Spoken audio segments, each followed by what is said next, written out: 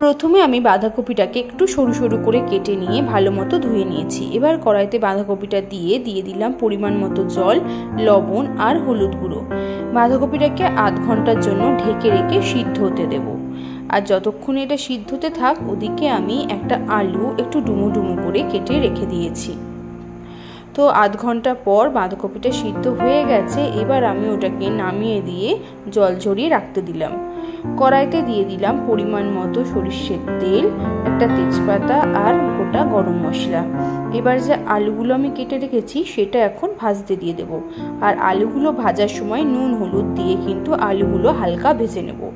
আলুটা হালকা যখন ভাজা হয়ে আসবে, একটা টমেটো আমি কেটে ওর মধ্যে দিয়ে দেব।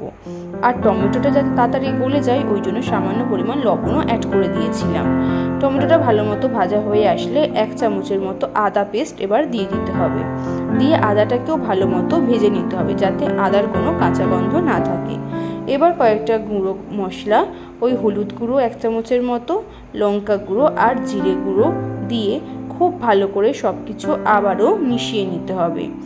আর যাতে মশলাটা নিচে না লেগে যায় সেই জন্য আমি সামান্য পরিমাণ গরম জল এতে অ্যাড করেছিলাম। তো গরম জল অ্যাড করার পরেও সব মশলা কিন্তু ভালোভাবে কষিয়ে নিতে হবে। আর কষানো হয়ে গেলে যখন তেল ছাড়তে শুরু করবে, এবার জল ঝরানো সিদ্ধ করা বাঁধাকপিটা আমি তার মধ্যে দিয়ে ভালো মতো করে নাড়িয়ে নিলাম। ভালো মতো করে নাড়িয়ে নেওয়ার পর এবার পরিমাণ মতো জল, মানে গরম জল আমি কিন্তু অ্যাড করেছি। তো এটা একটু মাখামাখাই করবো যেহেতু ভাত দিয়ে খাওয়া হবে। তো এটাকে 15 মিনিটের জন্য ঢেকে রেখেছিলাম।